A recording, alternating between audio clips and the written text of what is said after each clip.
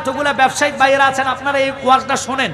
এই বান্দা শুকর আদায়ের জন্য মুসার কাছে আবদার করছেন, আল্লাহ গো তোমার মুসা কালিমুল্লাহ তোমার বন্ধু মুসা, তোমার কাছে বলে দিচ্ছি তুমি আল্লাহর কাছে দোয়া করো, আরজি জানাইও আমি তোমার উম্মতের যেন আল্লাহ ধন সম্পদ কমায়া দেয়। তো আল্লাহর এই ধন সম্পদের কারণে আমি আল্লাহকে ঠিক মতন ডাকতে পারি না, ইবাদত করতে পারি না।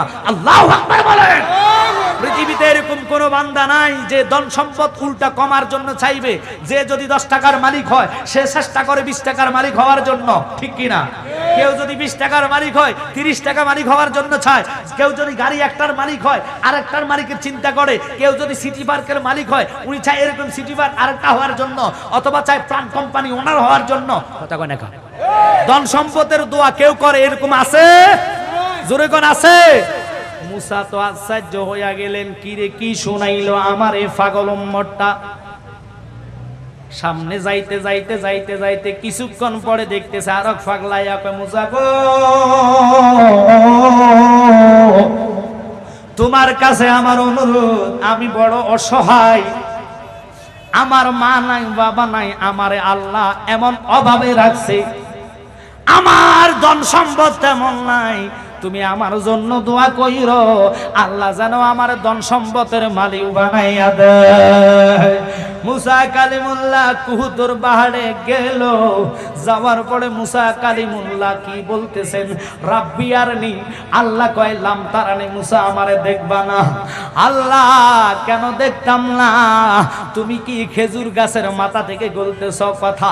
তুমি কি খেজুর গাছ নি? আল্লাহ কয় না আমি খেজুর গাছ না। তাহলে শুনে নেন কি আপনি মাওলা, তুমি নৈরাকার খোদা, আমি তোমার নূরের তাজাল্লি দেখতে চাই। মুসা কানতে কানতে আমার খোদার দয়া হয়ে গেছে। এবার এই মুসার সাথে আল্লাহ কথা বলতে বলতে একবার দুইবার মুসার হঠাৎ মনে হইয়া গেল আমার এই প্রেমিক উম্মত বলেছে, মুসা গো তোমার কাছে আমার অনুরোধ, তুমি অন্তত আল্লাহর কাছে নালিশ করো আমারে আল্লাহ যেন ধন সম্পদ কমায়া দেয়।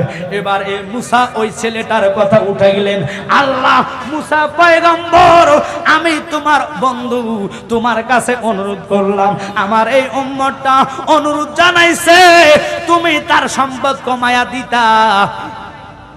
জোরে কন্যা আল্লাহু আকবার। ও আল্লাহ তারে তুমি সম্পদ কমায়া দাও, সে সম্পদের কারণে সে তোমারে ডাকতে পারে না, ভালো করে নামাজে যাইতে পারে না, তুমি তার সম্পদটা কমাইয়া দাও।